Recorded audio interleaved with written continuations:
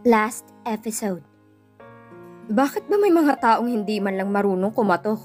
Iritadong parinig ni Mike. Nakatuon ang matalim na tingin sa lalaking kadarating lang. Nanguuyam na pumasok ang binata. Ewan ko ba, may mga tao siguro na nagbibingi-bingihan lang. O hindi lang talaga marunong makiramdam kung may kumakatok. Paano may ginagawang milagro? Gumanti agad ng parinig si Cyrus. Bakit hindi na lang kasi maghintay na pagbuksan siya? Basta na lang papasok na akala mo'y sarili niyang bahay. Parang mga babaeng palengkera. Sigaw ng isip ni Pia. Panay ang siko niya kay Mike pero hindi ito pinapansin ng lalaki. Para namang bahay niya rin to. Wika ni Cyrus. Tila hindi nakatiis si Mike. Diretsahan ng sinabihan ng kapalitang salita. Kahit ano pang sabihin mo, kabastusan ang iyong ginawa. Hinarap din ito ni Cyrus. Kayo ang bastos. Tinapunan din ito ng tingin si Pia. Hindi man lang niyo naisip na anumang oras ay maaari kayong makita ni Daniel. Tinamaan agad ang dalaga sa sinabi nito. Nagpunta ka ba rito para makipagbasag ulo na naman? Bagaman sinabi iyon na hindi siya makatingin sa lalaki. Nagpunta ako para sunduin si Daniel. Pero naabutan kung may ginagawa kayong hindi ka nais-nais. Hindi ako maaaring manahimik na lang. Kung moral ng anak kong nakasalalay. Baka naman naiinggit ka lang. Sabat ni Mike. Of course not. Natatawang tugon nito. Alam na alam mong hindi totoo yan, Mike. I have woman who's a lot better than her. Woman. Animoy sinugatan ng matilos na bagay ang puso ni Pia. Ipinamukha pa nitong marami nang pumalit sa kanya sa buhay ng lalaki. Isa na sa mga yon si Eileen Daniba. Higit na maganda sa kanya. Mas mayaman. Wala siya sa kalingkingan kung pag-uusapan ay ang estado sa lipunan. Isa siyang basahan kumpara dito. Kung si Daniel ang pakay mo naroon siya sa kwarto, bihis na siya. Puntahan mo na lang. At please lang, pakibilisan mo. Wika niya bago pa tumulo ang luha niya. Fine. Pero pagsabihan mo yung boyfriend mo, Pia. Kung wala siyang perang pambayad sa hotel, matuto siyang magtiis muna. Abot ang taran. Susugurin na sana si Cyrus ni Mike, ngunit napigilan lang niya. Siya namang labas ng bata. Daddy! Yumakap ito sa ama. Papasyal mo ba ako ngayon? Tumango si Cyrus. Let's go, Daniel. Hindi mabuting tumigil ka rito. Marami kang makikitang hindi ka nais-nais. Pikon naman ang katabi ni Pia. Pumapalag pa rin ito ngunit sinaway niya. Please lang, huwag ka na mag-iskandalo. Mahiya naman kayo sa bata. Bulong niya. Napahinuhod naman si Mike. Panay lang ang buntong hininga. At paminsan-minsang tinatapunan ng matalim na tingin ng lalaking kasalukuyang nag-aayos ng gamit ng bata. Anong oras mo siya ibabalik? Mamaya kapag wala nang kakaibang makikita rito. He have no right to say that.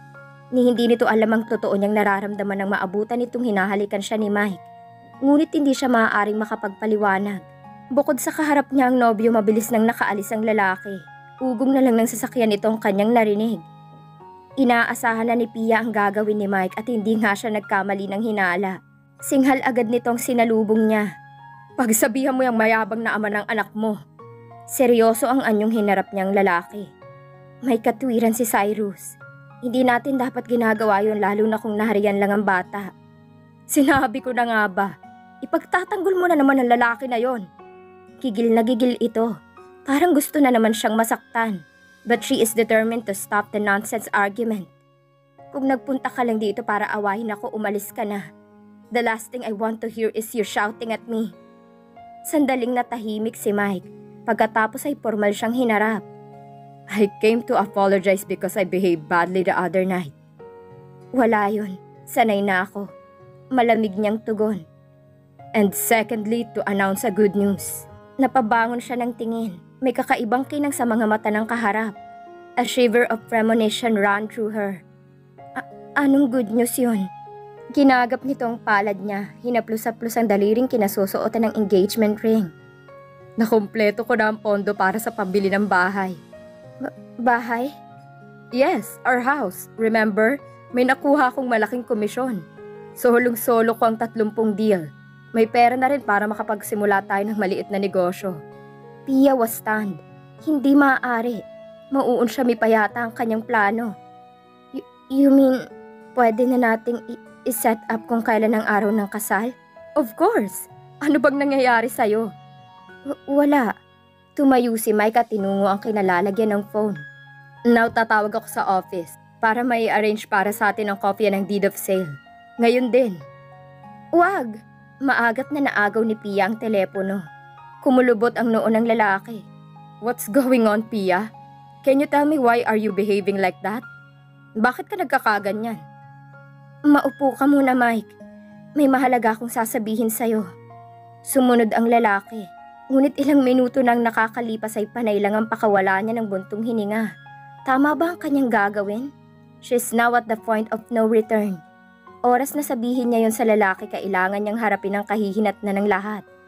Isang katanungan lang ang nagbigay sa kanya ng lakas ng loob. Will she stay single or get married and suffer for the rest of her life with the man she doesn't really love? It's now or never, even if it meant losing her job. Spit it out, Pia. She snapped irritably. It's over. Lalong nangulubot ang noo ni Mike. What? I said it's over. Sinagot siya nito ng halakhak. Ano na namang biro to? I'm serious, Pia. Pwede ba tigilan mo na ako sa mga kabalbalang yan? Hindi ako nagbibiro, Mike. Ayoko nang pakasal sa'yo.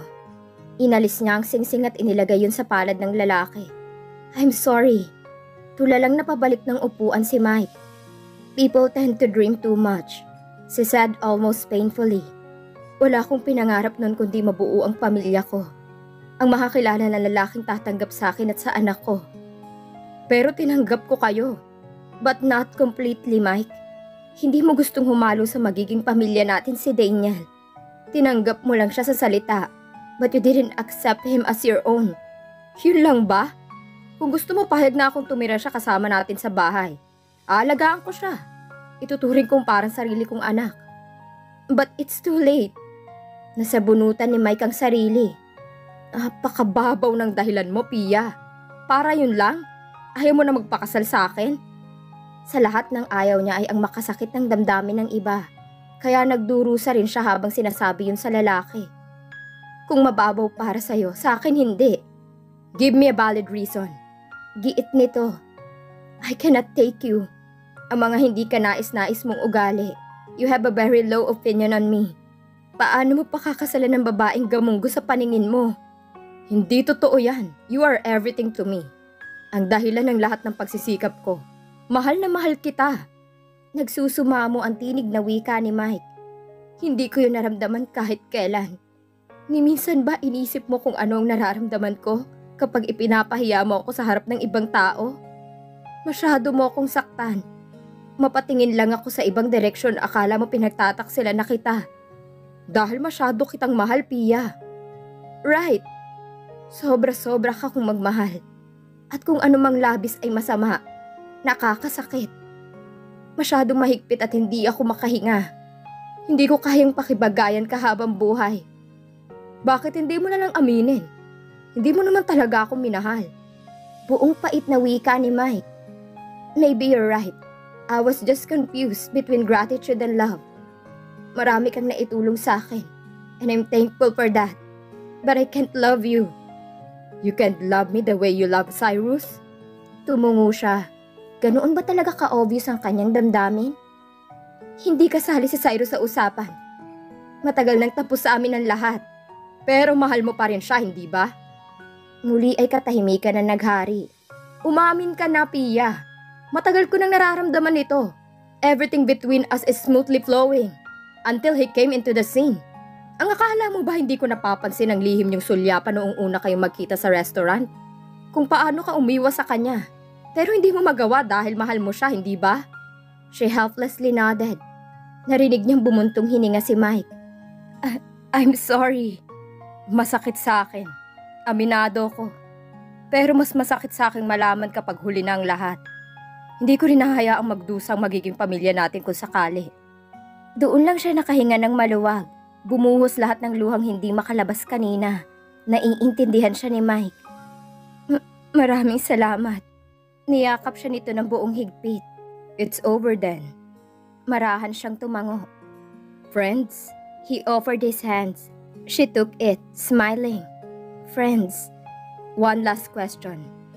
Anong plano mo sa iyong trabaho? Alumpihit siyang sumagot. Gusto ko sanang ipagpatuloy ang pagtatrabaho. Kung papayag ka, but if you're going to fire me, I'll understand. Matagal na nanahimik si Mike. Nakaramdam siya ng pangangatog ng tuhod. Paano kung hindi pumayag ang lalaki? May karapatan itong tanggihan ng serbisyo niya. Saan siya kukuha ng ipapakain kay Daniel?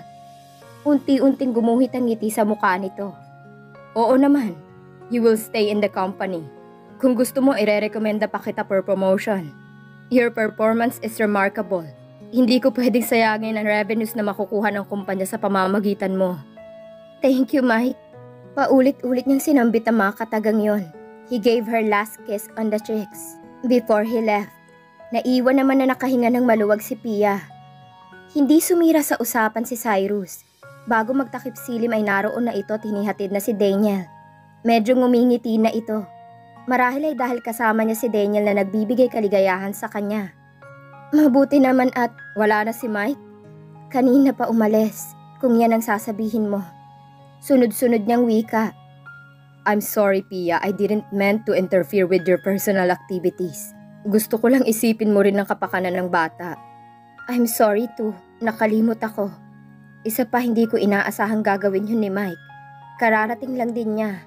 Pinagalitan niya ang sarili. Bakit ba siya nagpapaliwanag dito? Nakangiti ito na tumangu-tango. Next time, no more next time, Cyrus.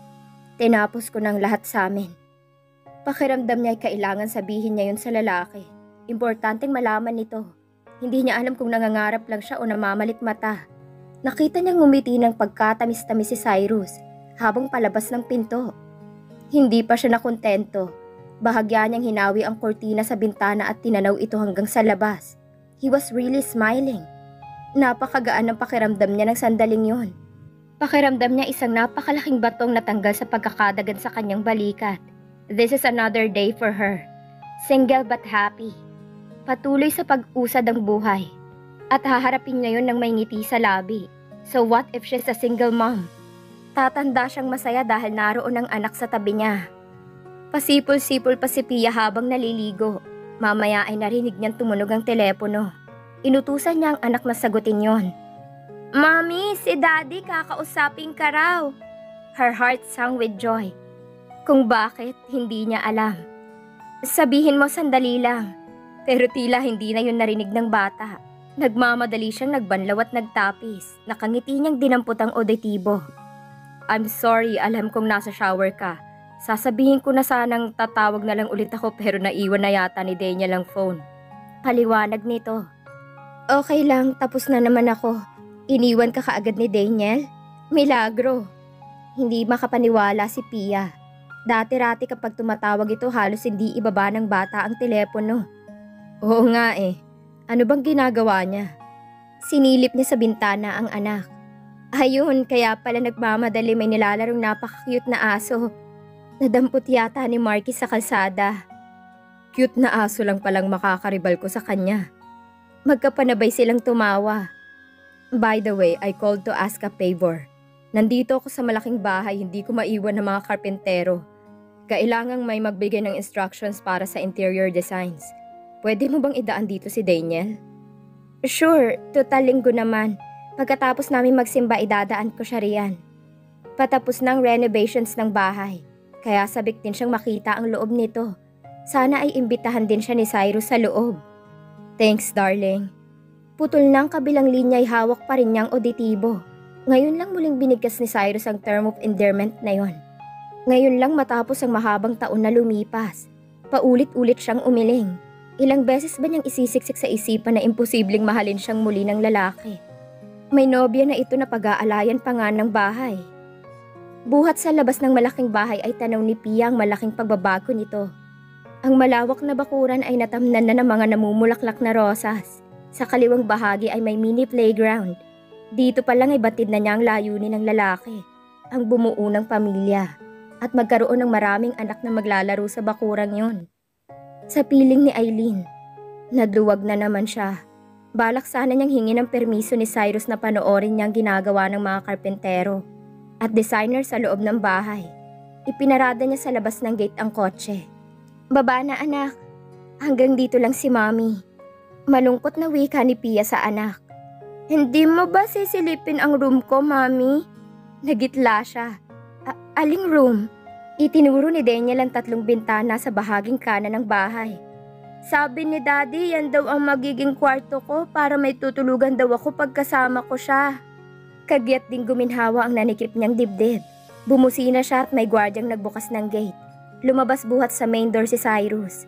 Bago siya magmaniobra ay nakita ni Pia ang pagkaway ng lalaki. Sapat na yon para pawiin ang sakit na naramdaman kanina. Ngumiti siya at gumanti ng kaway. Kinugol niya ang oras sa panonood ng sine. Pagkatapos ay nilibot niya ang mall at nag-grocery. Nang madaanan ng isang butik ay napatigal si Pia sa paglalakad. Isang bagay ang tila naghila sa kanya para pumasok dito. Ang colorful na necktie na nakadisplay. Bagay na bagay ito kay Cyrus. Hani niya sa sarili. Binili niya yun at ipinabalot. Napakarami nang naibigay ang lalaki kay Daniel.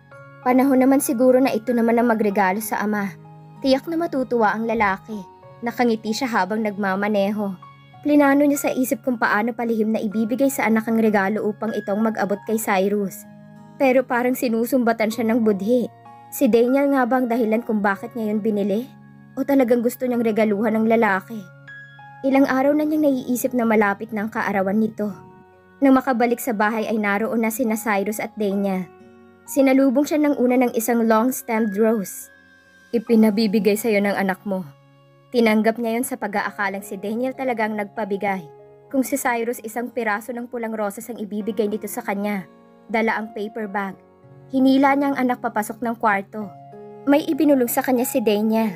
Mami, hindi ako nagpabigay sa'yo ng rose. Di ko nga alam na merong dala si Daddy. Lihim na nagdiwang ang kanyang puso. May secret tayo. Buong interes namang nakinig si Daniel sa kanyang instruksyon. Maya-maya ay lumabas itong dala ang regalo. Daddy, ipinabibigay sa'yo ni Mami. Daniel! Nalalaki ang matang napahiyaw si Pia sa hiya. Natakpan naman ng bata ang bibig ng kamay. Ay, sorry Mami, mali. Hindi naman napigilan ni Cyrus ang paghalakhak. Naisip ko lang kasing malapit na ang birthday mo. Namumulan niyang paliwanag. Pinandidilatan pa rin niya ang anak hanggang sa mga sandaling yon. Hindi tumigil sa paghalakhak si Cyrus. Akala mo kung sinong gwapo to. Napipikon niyang wika. Kung di ko pa alam, ikaw rin ang nagbigay ng rose sa akin. Sa pagkakataong yun, ito naman ang humabol sa tumalilis na si Daniel. Sino nagsabi? Hindi na malaya ni Pia ang mabilis na paglikwad ng oras. Nang sumilip siya sa bintana ay madilim na. Masyado siyang nawili sa pakikipagkwentuhan kay Cyrus. Magluluto muna ako ng dinner. Wag na. Kumain na lang tayo sa labas. Siya namang pasok ni Daniel. Daddy, pupunta ulit tayo sa McDonald's. Namimilog ang mga mata nito. Sige na Mami, pumayag ka na. Wala siyang nagawa. Habang kumakain ay pinagmamasdan niya ang mag-ama. She felt a painful stirring inside. The longing is still there. Hanggang ngayon ay nangangarap siyang mabuo ang kanyang pamilya. Ngunit imposible. Hanggang pagkakaibigan na lang ang kaya niyang ibigay kay Cyrus. Did he ever love her anyway? Ibinalik na lang niya ang atensyon sa pagkain. Subalit nagsimulang magkwento ang lalaki tungkol sa renovation ng bahay. Kusina na lang daw ang kulang at disenyo. Ang isa ay ayos na, pati kwarto ni Daniel. Nakaramdam siya ng inggit kay Eileen. Maswerte ang babae. She will have a very wonderful husband. Bagay na hindi niya nakita noong nagsasama sila ni Cyrus. Binulag siya ng ambisyon. Mami! Para siyang nahimasmasan nang magsalita si Daniel. Ano yon, baby? Tinatanong po ni Daddy kung gusto niyong silipin ngayon ang bahay. At saka para makita mo rin ang room ko. Anitong bahagyang nagtaka kung bakit hindi niya narinig ang wika ni Cyrus. Hindi kasi kita naimbitahan kanina, maraming tao sa loob. Nagkalat pang mga gamit ng karpentero, pero ngayon malinis na. Dagdag ng lalaki. Sure. Kakaibang sigla niya nang muling lumulan sa kotse ni Cyrus. Sa wakas makikita na niya ang loob ng bahay.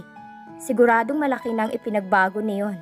She was too caught up with anticipation. Hindi niya na malaya na ibang daan ang tinatahak ng sasakyan.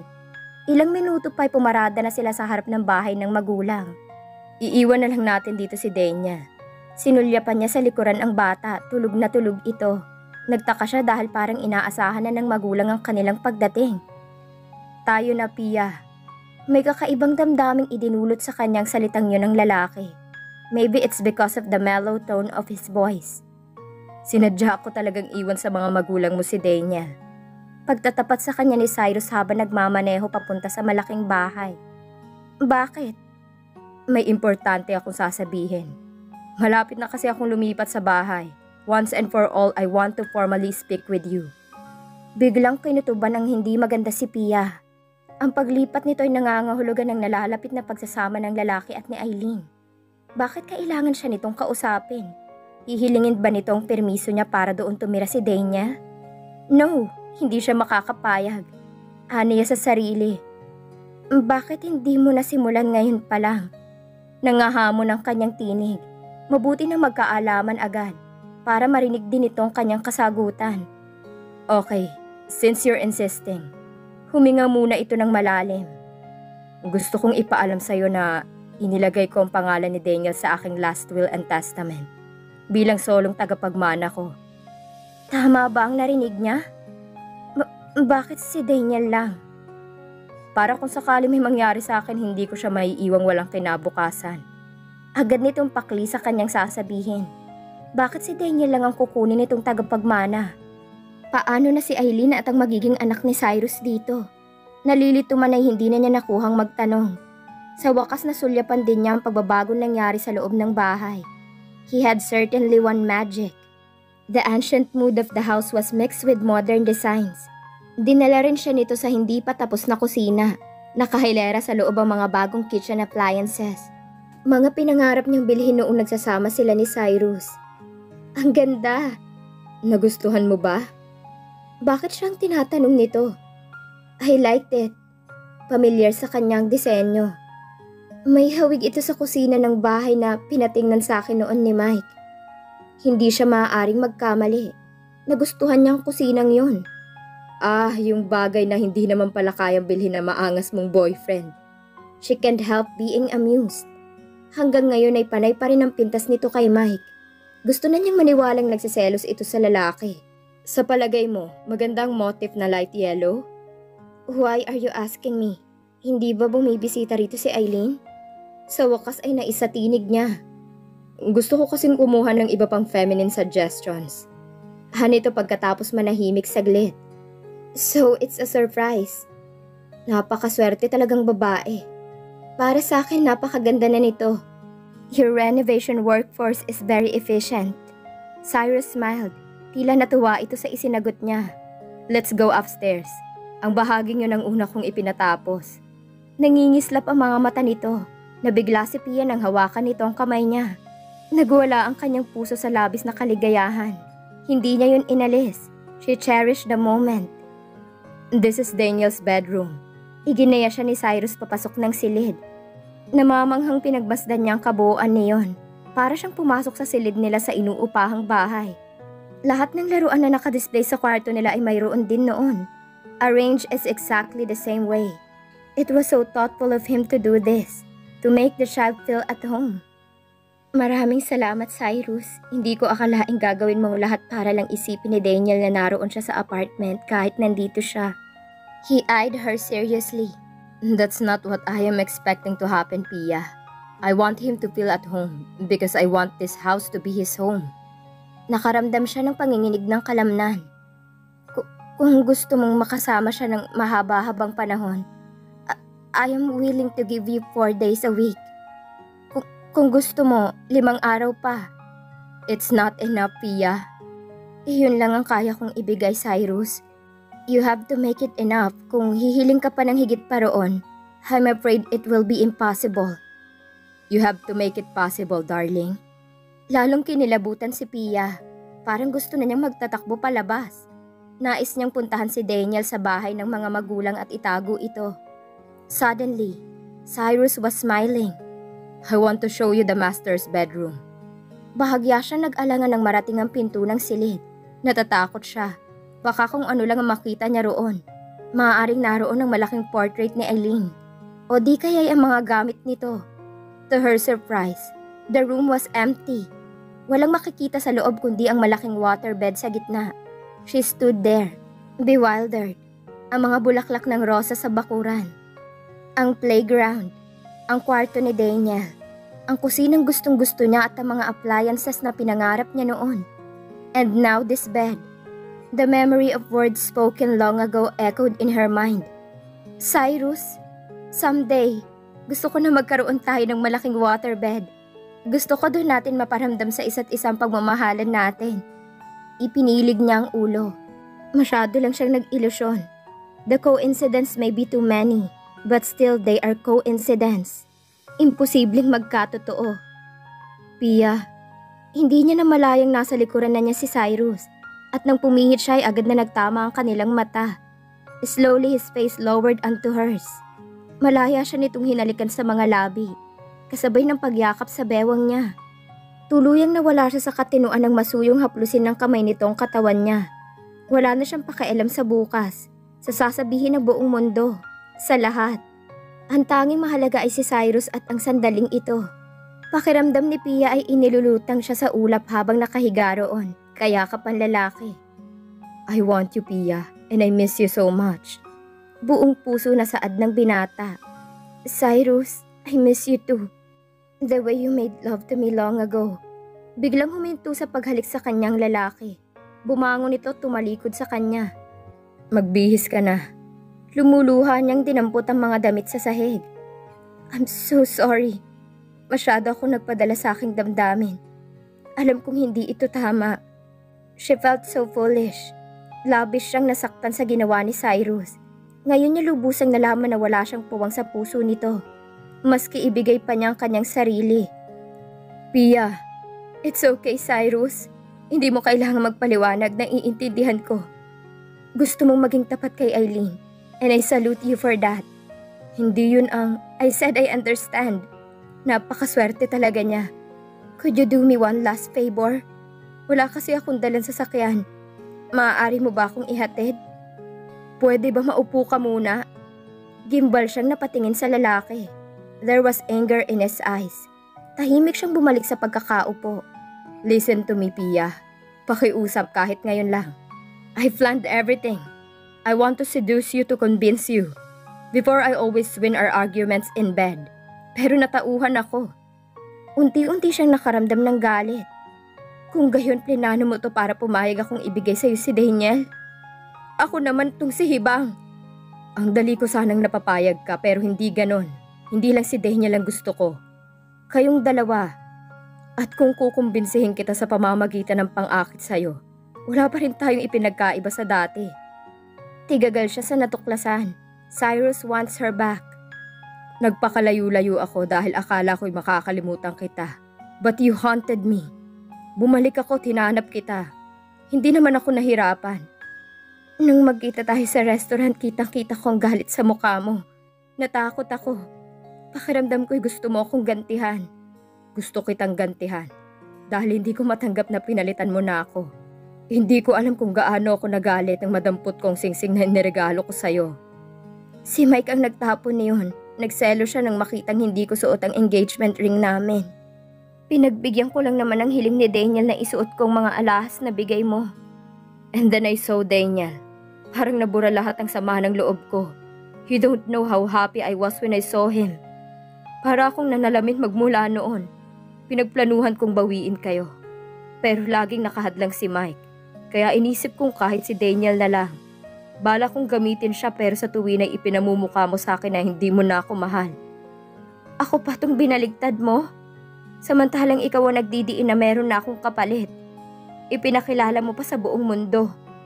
Nagngingit-ngit niyang inalala ang gabing kasama nito si Eileen, Dani ba? Iyon na lang ang depensa ko. Ayokong magmukhang katawa-tawa sa harap niyong dalawa ni Mike. Pero pinanindigan mo. Anong pinanindigan ko? Kunwari ka pa. Anong ibig sabihin ng bahay na to? Hindi ba't may plano kang pakasalan si Eileen? Tapos ang kapal ng mukha mo. Sa akin ka pa humihingi ng suggestions para sa titirahan nyo. Umalingaw-ngaw sa silid ang halakak ni Cyrus. Siya naman ay lalong umusok ang ilong. Gusto na niyang sugurin ang sampalang lalaki. Hindi maaaring tumira dito si Eileen. Natigilan siya. Bakit? May iba siyang bahay, nasa Estados Unidos.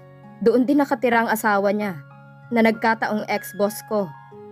Panaka-naka pa rin tumatawa si Cyrus. Anong ibig mong sabihin? Magkaibigan lang kami. Hindi totoong mga naglalabasan sa dyaryo na may relasyon kami. Pero hinalikan mo siya noong gabi ng party. Kasunduan na namin yon. Para mapatunayan ko kung mahal mo pa ako. Tuwang-tuwa ako nang makita kitang nagtatakbo sa banyo. Alam kong umiyak ka noon. Kaya inabangan kita to explain everything and eventually win you back. Pero hahara-hara na naman si Mike. Ngayon lang talaga ako nakabuelo nang sabihin mong tapos na ang relasyon nyo. Bakit pumayag sa ganoong setup si Eileen? To help me. Gaya na sinabi ko magkaibigan kami. And she is a modern woman. A kiss won't hurt her. Hindi ka ba natakot na bigla ako magpakasal kay Mike? Umiling ito. I was never threatened. Dahil alam kong matagal pa bago yun mangyari. Irresponsableng tipo si Mike. Makupad pa. By the time na handa na siyang pakasal sa'yo, alam kong naagaw na kita, kundi man hindi pa rin matutuloy ang kasal. Dahil alam kong hindi mo siya mahal. Paano mo nalaman? Because you're still the same, Pia. You still respond to my kisses. And you still blush when you see me. Ikaw pa rin yung inosenteng 20-year-old na girlfriend ko noon. Nakatikim ng kurot sa tagiliran ng lalaki. Conceited. Hanggang ngayon ay mayabang ka pa rin. Bigla siyang hinapit nito sa bewang. Sabihin mo na kung anong gusto mong sabihin. You're all mine now. At wala ka nang kawala. Mahal na mahal kita, Pia. Ikaw lang at wala nang iba.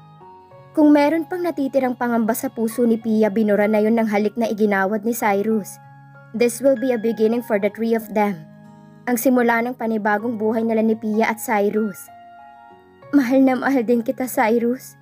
Akala ko nabura na kita sa buhay ko. Pero nagkamali ako. Dahil ikaw pa din na nagpapabilis ng tibok ng puso ko. Isang muling halik ang iginawad ni Cyrus na buong puso naman na tinugon ni Pia. Makalipas pa ang ilang buwan ay idinaos na ang kasal ni Pia at Cyrus.